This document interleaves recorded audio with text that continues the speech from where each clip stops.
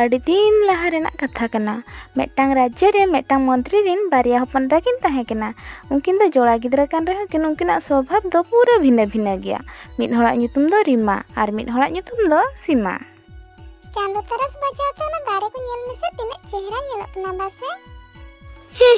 ᱤᱧ ᱠᱷᱚᱱᱟᱜ ᱡᱟᱹᱥᱛᱤ ᱪᱚᱨᱚᱠ ᱫᱚ ᱵᱟᱭ ᱧᱮᱞᱚᱜ ᱠᱟᱱᱟ। ᱦᱟᱸ ᱤᱧᱤᱡ ᱫᱩᱞᱟᱹᱲ ᱢᱮᱥᱨᱟ ᱟᱢ ᱠᱷᱚᱱᱟᱜ ᱪᱚᱨᱚᱠ ᱫᱚ ᱚᱠᱟ ᱦᱚᱸ ᱵᱟᱭ ᱧᱮᱞᱚᱜᱼᱟ। ᱨᱤᱢᱟ ᱫᱚ ᱜᱤᱫᱽᱨᱟᱹ ᱠᱷᱚᱱ ᱜᱮ ᱟᱹᱰᱤ ᱛᱷᱤᱨ ᱛᱷᱟᱨᱮ ᱛᱟᱦᱮᱱᱟᱭ ᱟᱨ ᱟᱹᱰि ᱵᱩᱡᱷᱟᱹᱣᱟᱱ ᱠᱩᱲᱤ ᱜᱤᱫᱽᱨᱟᱹ ᱠᱟᱱᱟᱭ। ᱟᱨ ᱥᱤᱢᱟ ᱫᱚ ᱥᱟᱨᱟ ᱜᱷᱟᱱᱮ ᱥᱟᱡᱟᱣ ᱟᱠᱟᱜᱮ ᱛᱟᱦᱮᱱᱟᱭ ᱟᱨ ᱟᱡᱟᱜ ᱨᱩᱯ ᱨᱚᱝ ᱤᱫᱤᱭᱟᱛᱮ ᱟᱹᱰᱤ ᱡᱳᱨᱮ ᱜᱚᱨᱚᱵᱟ। ᱩᱱᱠᱤᱱᱟᱜ ᱡᱟᱱᱟᱢ ᱢᱟᱦᱟ ᱯᱟᱞᱚᱱ ᱞᱟᱹᱜᱤᱫ ᱛᱮ ᱢᱚᱱᱛᱨᱤ ᱡᱷᱚᱛᱚ ᱨᱟᱡᱟ ᱠᱚ ᱱᱮᱣᱛᱟᱭ ᱵᱷᱮᱡᱟ ᱟᱫ ᱠᱚᱣᱟ। ᱡᱷᱚᱛᱚ ᱨᱟᱡᱽᱡᱚ ᱨᱮᱱ ᱨᱟᱡᱟ ᱠᱚ ᱱᱮᱣᱛᱟ ᱵᱷᱮᱡᱟ ᱟᱠᱚᱯᱮ। ᱡᱟᱱᱟᱢ ᱢᱟᱦᱟ ᱨᱮᱱᱟᱜ ᱱᱮᱣᱛᱟ ᱧᱟᱢᱟᱛᱮ ᱟᱹᱰᱤᱜᱟᱱ ᱨᱟᱡᱽᱠᱩᱢᱟᱨ ᱚᱸᱰᱮ ᱠᱚ ᱦᱮᱡ ᱞᱮᱱᱟ। ᱟᱨ ᱥᱤᱢᱟ ᱫᱚ ᱢᱤᱫᱴᱟᱝ ᱟᱹᱰᱤ ᱪᱮᱦᱨᱟᱦᱟᱱ ᱨᱟᱡᱽᱠᱩᱢᱟᱨᱮ ᱧᱮᱞᱮ ᱠᱟᱱ ᱛᱟᱦᱮᱱ ᱟᱨ ᱨᱤᱢᱟ ᱦᱚᱸ ᱩᱱᱤ ᱨᱟᱡᱽᱠᱩᱢᱟᱨ ᱜᱮ ᱧᱮᱞᱮ ᱠᱟᱱ ᱛᱟᱦᱮᱸ। उनी राजकुमार के चोरक हाँ चोरक में चोरक गया मेनखान उनी इंगे कुसियेंगे आम तो बांगा बुझो मेनखान चेदा बाय कुसियेंगे आम भागी ठिकम बड़ाय चेदा बाय कुसियामा। नोआ अंजुमाते रिमा अड़ी कष्टोय बुझाव केआ। ओना भोजी रे राजकुमार और राजकुमारीन परिवार हर सीमा लगिन के बापला प्रस्ताव को एमा। ओना अंजुमाते रिमा दो अड़ी जु दुके बुझावाय और मने अड़िसाते उनी दो बीर सेने चलाआय। बीर सेनो होर रे मिदटांग हाड़ाम होड़े ᱧᱟᱢᱮᱭᱟᱭ। उनी हाड़ाम होड़े मेताय इᱧᱤᱧ ᱵᱟᱰᱟᱭᱟ ᱟᱢ ᱟᱹᱰᱤ ᱫᱩᱠ ᱨᱮ ᱢᱮᱱᱟᱜ ᱢᱮᱭᱟ। ᱟᱢ ᱱᱚᱣᱟ ᱵᱤᱨ ᱵᱷᱤᱛᱤᱨ ᱛᱮᱢ ᱥᱮᱱ ᱫᱟᱲᱮᱭᱟᱜᱼᱟ। ᱢᱮᱱᱠᱷᱟन ᱢᱤᱫᱴᱟᱝ ᱠᱟᱛᱷᱟ ᱩᱭᱦᱟᱹᱨ ᱫᱚᱦᱚᱭ ᱢᱮ। ᱟᱢᱟᱜ ᱡᱟᱦᱟᱸ ᱠᱚᱨᱛᱚᱵᱽᱵᱚ ᱚᱱᱟ ᱫᱚ ᱠᱚᱨᱟᱣ ᱢᱮᱜᱮ। ᱟᱨ ᱡᱟᱦᱟᱸ ᱠᱟᱹᱢᱤ ᱟᱢᱮᱢ ᱠᱚᱨᱟᱣᱟ ᱚᱱᱟ ᱫᱚ ᱯᱩᱨᱟᱹ ᱚᱱᱛᱚᱨ ᱢᱚᱱᱮ ᱟᱞᱟᱭᱟᱛᱮ ᱠᱚᱨᱟᱣ ᱢᱮ। ᱚᱱᱟ ᱠᱟᱹᱢᱤ ᱠᱚᱨᱟᱣ ᱞᱟᱹᱜᱤᱫ ᱛᱮ ᱛᱤᱥ ᱨᱮᱦᱚᱸ ᱟᱞᱚᱢ ᱯᱟᱹᱪᱷᱞᱟᱹᱜᱼᱟ। ᱛᱚᱵᱮᱭᱮᱱᱟ ᱟᱢᱟᱜ ᱵᱩᱜᱤ ᱦᱩᱭᱩᱜᱼᱟ। ᱫᱩ ᱱᱤᱛᱚᱜ ᱫᱚ ᱵᱤᱨ ᱛᱮ ᱪᱟᱞᱟᱣ ᱫᱟᱲᱮᱭᱟᱜᱼᱟᱢ। ᱤᱱᱟᱹ ᱯᱚᱨᱮ ᱨᱤᱢᱟ ᱫᱚ ᱵᱤᱨ ᱵᱷᱤᱛᱤᱨ ᱪᱟᱞᱟᱣᱮᱱᱟᱭ। ᱵᱤᱨ ᱵᱷᱤᱛᱤर सेनोग ऑक्तो रे उनी मिदटांग आवाजे आंजम किया। उनी अड़ी सन्तराते गोटे कोयो अचुर कियाय। नेल के घास बुदा रेना घास हिलक कना। बाय बायते उनी ओना घास सुर रे चलायना आर नेल किया अरे नो चेद अरे अरे नुई जिल गिद्रे पसी कना हापे मिलधाय जिरलेन में इन आमा पसी राड़ायआ। रिमा उनी जिल गिद्रा पसी राड़ा केआ। वाह तिना चेहरा मिलक कना अम्मा पूरे सोना लका अम्मा हरमो मा चमका। आइमा आइमा सरहाव हां अमन रोड़दायआ। हां इन रोड़दायआ अम्मा आचरण नेलतें अड़ी चिरिंग कुसिना नोंका के मांग के लहा में। इना पुरे रिमा आरहम माड़ांग ते लाहा इदियेनाय। ओना बोतरान बीर रे बाय बायते उनी माड़ांग सेने सेनोग कान ताहेन। उन समय मिदटांग हुपटागे आरहो मिदटांग आवाजे आंजम केआय आर नेल केआय अरे बाप रे तिना सेना बीर कना नोआ मा। नासे लाहायन पर रिमा मिदटांग जालाम रे गेडे पसी कना नेल केदेया। अरे नोआ चेद अम्मा जालाम रे चिकेतेम पसीना। गेडे अड़ी जोरे छटपटाव कान ताहेन। मैं इन अम नोडा को ताई राड़ा मिया आलम हिलवा। रिमा ओना जालाम खोदा उनी गेडे राड़ायय।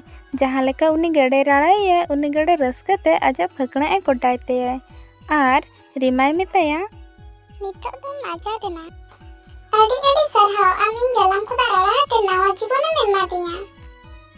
हां आम हम रोदायआ। हां आम अड़ी निरोल मने और अड़ी भागी कुड़ी गिद्रा कना। नितो दो आम लहाते लहा में। माड़ांग ते लाहाते रिमा मिदटांग रोहल रोहल दारे नेल केआय आर मोनेते उयहारेना अरे नोआ दारे मा रोहल कना मुझे कना नोआ दारे तो दाए खोजोग कना। उनी ओना सुर रे लिंगिन कान नई धारे चलायनाय। ओंडे माड़ांग खन गे मिदटांग ठिली ताहे कना। ओना ठिली ते दा भुरे अगुआते उनी ओना दारे रे दुल केआय। जहां लका ओना दारे रे दाए दुल केआय ओना दारे तो जीवित रुवायना। हां अरे नोआ चेद नोआ दारे जीवित ना। अरे रे नोआ चेद हुयो कना यो बइन बिछो दाड़े। आइमा सरहाव आम इन दाएम एमादी। हां आम हम रो दाड़ेआ। हाँ आम अड़ी नपाय कुड़ी गिद्रा कनाम। आमा मने रे हिंसा सुया भावना गे बचुअना। झोतो हर अड़ी जोरेम उपकार तकवा। ओना खातिर ते आम किछि एम सनें किना। दु ओना नई रे मिद जखा डुबकी माराते हजु में और नोआ दारे बुटाते हजु में। ठीक गया अबिन जहां लका बिन लेया। रिमा जहां लका नई रे डुबकी माराव केआय ओंका गे आजा रूप तो बदलेना। अड़ी चेहराय बेनायनाय। आज मने मने ते भाबी के चेद चो मिदटांग बदल कना आर दाग रे आजा मोहर गेलाते अड़ी जोरे रस्कायना। नो नो आइनल बिन मेनखान नोआ को चेद लकाते हुइना। नोआ दो आमा कर्म रना फल कना। इन रस्कत कना कि अबिन सा इना देखा हुईना नोआ चेक लकते हुईना इन बन बडाया मेनखान नोआ हुयन खतरी रस्कत कना दिन गे रस्का रे तहन में बिटी इना मिटांग रोहर डेर पेटेज में जहाँ लेका रिमा आजा डरे पेटेजाय ओंका गे ओना डर खन मिटांग मुतम उडुगुआ आम जुदी जहाँ तिसो दुकरेम तहना तबे नोआ मुदम आम चोगा में इनखान दो आमा झोतो दुख को चिंता को साहा चाबा ओंडे खन रुवार समय रिमा हर रे उनी गेडे नाम केदे जहां आज ए राड़ा लेदे तहन उनी हड़मो हीरा लेका चमका कान तहन वाह tina चेहरा nyelok kan tama hordmo tam am adi bujhawani kuri gidra kanam noa il na ai idime jahan tisa dukram tahan somay am noa il sabate ing uyaring me ama duk joto saha a इना पोरे रिमा लाहाते लाहायनाय अरे अम्मा पुरम ठीक उतर कना सलपन नेलते मेनकी ha ingin ठीक ना ama दुलर ar daya nyel tege ing do purin bes utarina ing na bas inya कर्तव्य गिन पालन tahan jahan tisa jahana bipodrem nyelok kan ing uyaring me ar hohoing me ing am thani setero ama help legin Rima आडी रस्के रस्के ते ओड़ा रुवार कान तहन are हर रे उनी हाड़ाम गे नाम केदेयाय रीमा आमा स्वभाव नेलते उनको आम नोआ उपहार को एमगा मिया जहाँ की आमा जीवन भर कमी रे हजुआ तेहेन खदा आमा लाइफ रे चेन हो असुविधा बांग हुआ दू रस्के रस्के ते ओड़ा रुवार में रिमा आजा ओड़ा ए रुवारेना Reema am do na chok chikatem binaina ar okatem chala lena ar noa ko to chet kana Rima झोतो कथाय लई सारी केआ रिमा हा मने लोभायना आर उनी सीधा सेनाते उनी हाड़ाम सलाए नापामने आर मेता दिया इन हो चोरक बनासने रीमा दो उदास ताहे कने ओना चिका उनी बीरिंग सेन चुआ दिया आमा मा उनका चेन हो problem बचुआ anga ing ha bis chala sanin kina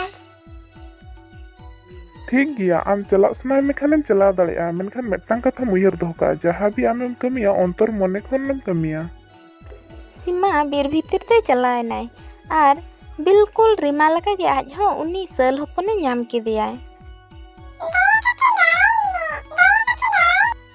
ing node samay बर्बाद do bain hej kana ing do ar chorok bena lagin hej kana bujo उनी सल होपन बगिया ते उनी मांग ते लहाय मांग रे आर हो गेडे नामियाय गेडे हो ओंका गे बांग साहाज्य आते उनी बगिया ते मांग ते लहाय किछि झल चलाव परे उनी ओना रोहड़ दारे नेल नामाय आर उनी सेनाते ओना दारे मेतायाय am uni dare kanam se jahan rima ar chorok ko bena lagin te nai re dubki mara meta kan ing ho dekhain me okare ona nai ing ho chorok bena sanin kina सीमा हा कथा अंजमते उनी दारे आजा असली रूप ते हेजनाय अरे मेता दिया